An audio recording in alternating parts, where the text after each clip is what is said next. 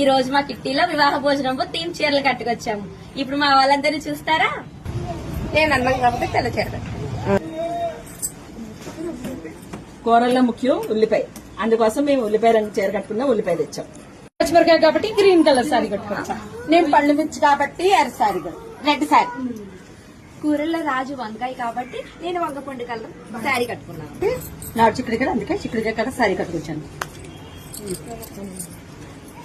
గుత్తి వంకాయ కూర అంటే అందరికీ ఇష్టం కాబట్టి గుత్తి వంకాయ వంకాయ తీసుకొచ్చా. వంకాయ సారీ ఉల్లి చేసే మేలు తల్లి కూడా చేయదు, అందుకే ఉల్లిపాయ రంగు చీర కట్టుకొచ్చాం.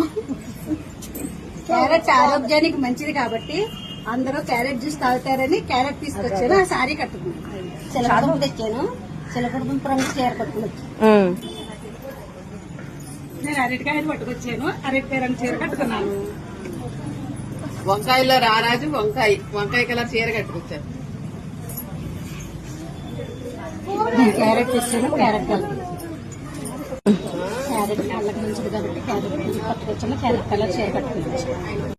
ఏ ఫంక్షన్ అయినా దీంతో మొదలవుతుంది కాబట్టి అందుకని ఈ కలర్ శారీ కట్టుకోవచ్చు. ప్రోటీన్ ఉంటుంది కాబట్టి అందరూ చిక్కుడుకాయ కూర ఇష్టంగా తింటారు కాబట్టి చిక్కుడుకాయలు తెచ్చాను. అదే కలర్ చీర కట్టుకున్నాను. విటమిన్ సి పుష్కలంగా ఉంటుంది, అందుకే లెమన్ తీసుకొచ్చి లెమన్ కలర్ శారీ కట్టుకున్నాను. విటమిన్ ఏ ఫైబర్ అధికంగా ఉంటుంది, అందుకే గుమ్మడికాయ తెచ్చాను. గుమ్మడికాయ కలర్ కట్టుకొచ్చాను. వివాహ భోజనంబు వింతైన వంటకంబు ఇలా